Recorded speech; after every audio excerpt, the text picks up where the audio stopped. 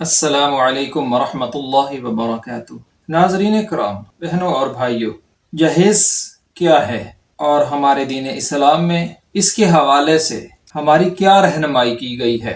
جہیز کا مطلب ہے سامان سفر، تیاری، یعنی کسی کو جب الوداع کہتے ہیں اس کو سامان تیار کر دیتے ہیں، یا کوئی بندہ جب سفر پہ روانہ ہوتا ہے تو اپنے ساتھ کچھ سامان لے جاتا ہے۔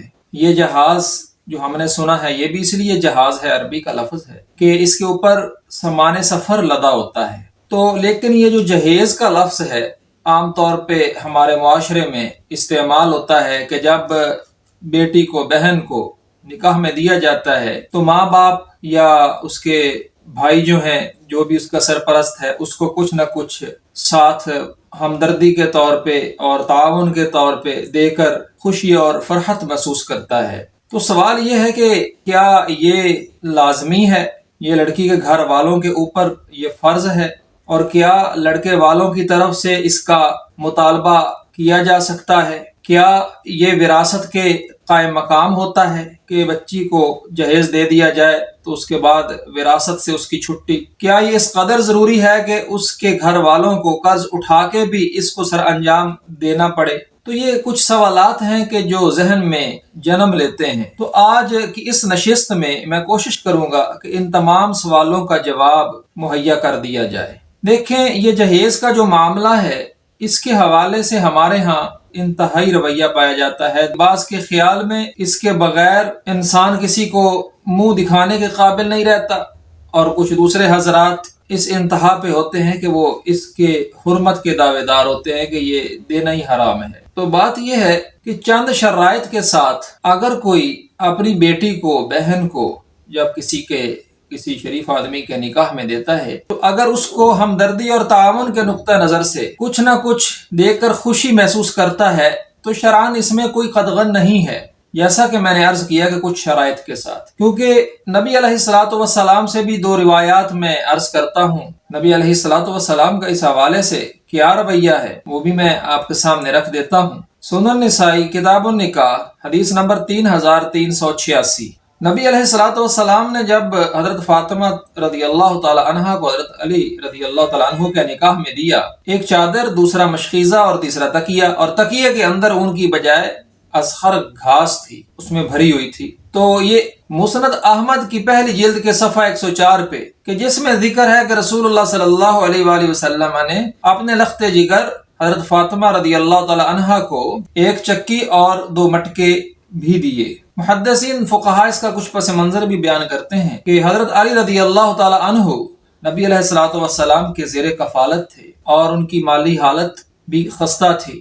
تو جب آپ نے حضرت فاطمہ رضی اللہ تعالیٰ عنہ کا نکاح کیا، اس وقت آپ نے تعاون اور ہمدردی کے نقطہ نظر سے کچھ نہ کچھ ان کو ضروریات زندگی کا سامان بھی مہیا کر دیا کہ اگر ماں باپ یا اس بہن یا بیٹی کا جو بھی سرپرست ہے وہ اسے تعاون ہمدردی کے نقطہ نظر سے کچھ نہ کچھ ضروریات زندگی کا سامان بھی اگر مہیا کر دیتا ہے، شرعاً اس میں کوئی حرمت نہیں ہے۔ ہمارے ہاں جو رویہ دیکھنے کو ملتا ہے ہمارے معاشرے میں، جس کو دیکھ کر افسوس ہوتا ہے کہ جب دلہے والے سامان کی ایک فہرست مہیا کر دیتے ہیں، حالانکہ اگر دیکھا جائے تو یہ احسان فراموشی ہے۔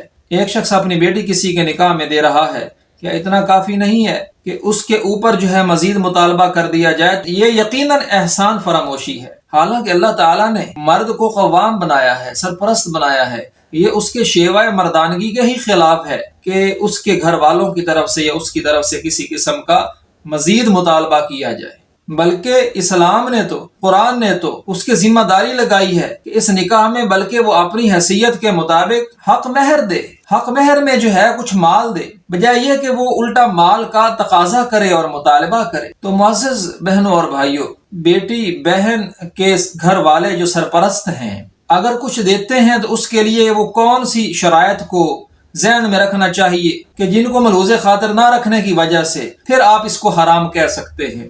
وہ کون سی باتیں ہیں؟ سب سے پہلے نمبر پر جو ہمارے ہاں زندگی کو ضروریات سے سہولیات تک وسعت دے دی گئی ہے کہ جس کی کوئی انتہا ہی نہیں ہے، کہ اگر ماں باپ اس بچی کو کچھ دیتے ہیں وہ ضروریات زندگی کا سامان ہونا چاہیے، فضولیات زندگی نہیں ہونی چاہیے۔